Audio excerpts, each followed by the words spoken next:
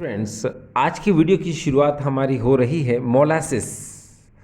Molasses शीरा। ये molasses क्या होता है? देखिए, शुगर केन जूस से शुगर ऑब्टेंड कर लेने के बाद, शुगर केन जूस से शुगर ऑब्टेंड कर लेने के बाद जो वेस्ट प्रोडक्ट बचता है उसको हम लोग बोलते हैं मोलासिस। वास्तव में ये जो मोलासिस है ये डार्क कलर्ड साइरपी सॉल्यूशन होता है जिसमें 30% नॉन क्रिस्टलाइन शुगर होता है और 32% इन्वर्ट शुगर होता है। 32% इन्वर्ट शुगर मीन्स 50% इसमें ग्लूकोज होता है और 50% इसके अंदर फ्रक्टोज होता है। एक बार फिर से देखिए, शुगर कैन जूस से शुगर के क्रिस्टल्ड ऑब्टेन कर लेने के बाद जो डार्क कलर्ड साइरपी सॉल्यूशन रहता है उसमें 30% नॉन क्रिस्टलाइन शुगर होती है और 32% इन्वर्ट शुगर होती है। और इस 32% इन्वर्ट शुगर में 50% ग्लूकोज होता है और 50% इसमें फ्रक्टोज होता है। अब हिंदी में सुनिए, गन्ने के रस से शक्कर के क्रिस्टल प्राप्त कर लेने के पश्चात जो चाशनी जैसा गहरे काले रंग का जो विलयन बचता है उसे हम शीरा कहते हैं। इस शीरे में 30% अक्रिस्टलीय शर्करा होती है और 32% प्रतीप शर्करा होती है। इस 32% प्रतीप शर्करा में 50% ग्लूकोज होता है और 50% इसमें फ्रक्टोज होता है। ठीक डियर स्टूडेंट्स, अब लिसन टू मी। जैसे हम बात करते हैं यहाँ पर मोलासिस, मोलासिस मीन्स शीरा। तो आपके दिमाग में एक चीज़ चलती होगी, मोलासिस क्या हमको गन्ने के रस से ही मिलता है? तो मैं कहूँगा यस, शुगर कैन जूस से तो मिलता ही है, साथ में जो शुगर बीट होती है चुकंदर, उसमें भी मोलासिस हमको मिल सकता है। ठीक है, तो अभी जो हम बात कर रहे हैं यहाँ पर मोलासिस की, ये शुगर कैन जूस के मोलासिस की बात हो रही है। ठीक है, तो आपको मोलासिस तो समझ में आ ही गया होगा कि मोलासिस क्या होता है। अब डियर स्टूडेंट्स सुनिए, क्या होता है कि ये जो मोलासिस है, इस मोलासिस से हम रम, एक वाइन होती है, उसको बनाते हैं जिसमें 55% इथाइल अल्कोहल का परसेंटेज होता है। डियर स्टूडेंट्स, ये रम वाइन सबसे ज़्यादा आर्मी मैन को दी जाती है, इसलिए क्योंकि ये रम जो है बॉडी को गर्म रखती है, बॉडी को हॉट रखती है। ठीक है, चलिए, टेंशन को रिमूव करती है, टायर्डनेस को भी रिमूव करती है। ठीक है, अच्छी नींद आती है। इन सब को ध्यान में रख करके ये रम जो है आर्मी मैन को दी जाती है। ठीक है, चलिए, अब डियर स्टूडेंट्स, अब हमारे सामने एक नया क्वेश्चन आ रहा है और क्वेश्चन ये है, how will you form ethyl alcohol by the fermentation process. यानी कि फर्मेंटेशन प्रोसेस से हम इथाइल अल्कोहल का फॉर्मेशन किस तरह कर सकते हैं। ठीक है, यानी कि क्लोरीनीकरण द्वारा एथिल अल्कोहल का निर्माण किस प्रकार कर सकते हैं। चलिए शुरुआत करते हैं।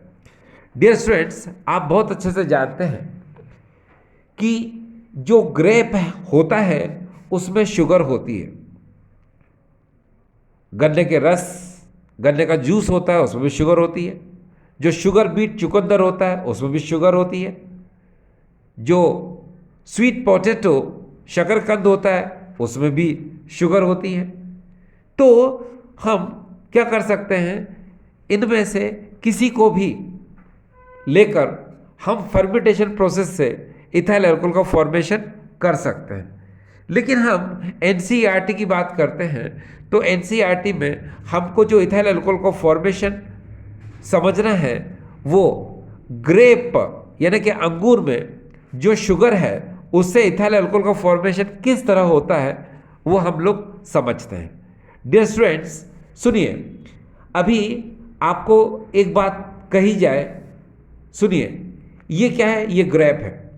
आपको पता है ये राइप ग्रेप है, यानी कि पका हुआ अंगूर है।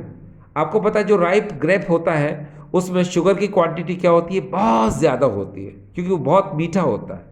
ठीक है, क्योंकि उसमें शुगर की क्वांटिटी क्या होती है? ज़्यादा होती है। तो याद रखिए जो राइप ग्रेप होता है उसके इनसाइड शुगर की क्वांटिटी क्या होती है? बहुत ज़्यादा होती है। और जो उसका आउटर कवर होता है उसमें ईस्ट, ये जो एंजाइम है ये बहुत ज़्यादा क्वांटिटी में होता है। और आपको पता है इस ईस्ट में ही जाइमेस, इन्वर्टेस, ये एंजाइम जो है प्रेजेंट होते हैं। तो हम क्या करते हैं, ये जो राइप ग्रेप है, ठीक है, इसको हम क्रश कर देते हैं यानी कुचल देते हैं। क्रश करने से क्या होता है कि ये शुगर और ईस्ट, और इस ईस्ट में इन्वर्टेस, जाइमेस जो एंजाइम होते हैं वो अब इस शुगर के क्या होते हैं? कांटेक्ट में आ जाते हैं। ठीक है, और हम क्या करते हैं? इसका फर्मेंटेशन करते हैं एब्सेंस ऑफ एयर, यानी कि वायु की अनुपस्थिति में इसका किण्विनीकरण करते हैं। तो क्या होता है कि इथाइल अल्कोहल का फॉर्मेशन होता है। ठीक है, कैसे होता है इथाइल अल्कोहल का फॉर्मेशन? चलो बताते हैं। देखिए डियर, आपको पता है कि ये शुगर है। ठीक है, ये शुगर जो है इस इन्वर्टेस एंजाइम की प्रेजेंस में, जो कि ईस्ट में होता है, ठीक है, ये वाटर से रिएक्ट करता है, क्योंकि हाइड्रोलिसिस प्रोसेस सबसे पहले होता है, जल अपघटन प्रक्रम सबसे पहले होता है। तो ये से रिएक्ट करके ग्लूकोज एंड फ्रक्टोज का फॉर्मेशन करता है। आप देख रहे हैं दोनों का मॉलिक्यूलर फार्मूला, दोनों का अणु सूत्र एक ही है, मगर ग्लूकोज में एल्डिहाइड ग्रुप होता है और फ्रक्टोज में कीटोन ग्रुप होता है। ठीक है, तो आप समझ गए कि जब आपने शुगर का यानी सुक्रोज का जब आपने हाइड्रोलिसिस किया इन्वर्टेस और ईस्ट की प्रेजेंस में, तो ग्लूकोज एंड फ्रक्टोज का फॉर्मेशन हुआ। उसके जस्ट बाद क्या होता है कि ये जो ग्लूकोज और फ्रक्टोज है ये जाइमेस ईस्ट की प्रेजेंस में इथाइल अल्कोहल में कन्वर्ट होता है और साथ में CO2 गैस क्या करता है? रिलीज करता है। ठीक है, तो आपने देख लिया क्या शुगर से हमको क्या ऑब्टेन होता है? इथाइल अल्कोहल, और साथ में CO2 गैस क्या होती है? रिलीज होती है। ठीक है, अब जब हम बात कर रहे हैं यहाँ पर क्या बताया था मैंने आपको कि ये राइप ग्रेप है, पका हुआ अंगूर है, इसके इनसाइड शुगर की क्वांटिटी बहुत ज़्यादा होती है।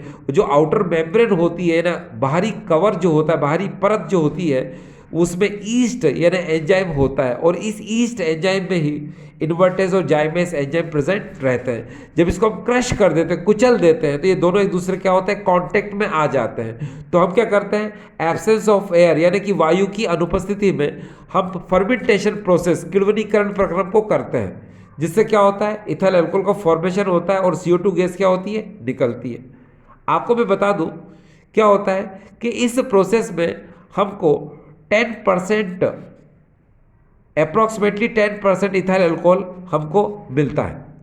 लेकिन जब ये प्रोसेस होता है तो CO2 गैस लगातार उसमें से निकलती जाती है। इसका मतलब ये होता है कि ये जो जाइमेस, ये देख रहे हैं आप, ये जाइमेस एंजाइम जो होता है ये अपना वर्क करता रहता है और ग्लूकोज और फ्रक्टोज को इथाइल अल्कोहल में कन्वर्ट करता है, लगातार CO2 गैस निकलती जाती है। तो ये प्रोसेस कब तक होता है? जब तक इथाइल अल्कोहल 10% इथाइल अल्कोहल का फॉर्मेशन होता है। लेकिन जब 10% से ज़्यादा इथाइल अल्कोहल का फॉर्मेशन हो जाता है, अप्रॉक्सीमेटली 14 to 15% इथाइल अल्कोहल का फॉर्मेशन होता है, तो ये 14 to 15% इथाइल अल्कोहल क्या करता है? ये जाइमेस एंजाइम है इसको किल कर देता है, इसको मार देता है। इसको किल करने से, इसको मारने से क्या होता है कि फर्मेंटेशन प्रोसेस जो है रुक जाती है। अब फर्मेंटेशन प्रोसेस क्या होती है? बंद हो जाती है। जब फर्मेंटेशन प्रोसेस बंद हो जाएगी तो CO2 गैस का निकलना भी बंद हो जाता है। ठीक है, अब मैंने आपसे कहा कि इस फर्मेंटेशन प्रोसेस को हम एब्सेंस ऑफ एयर में करते हैं।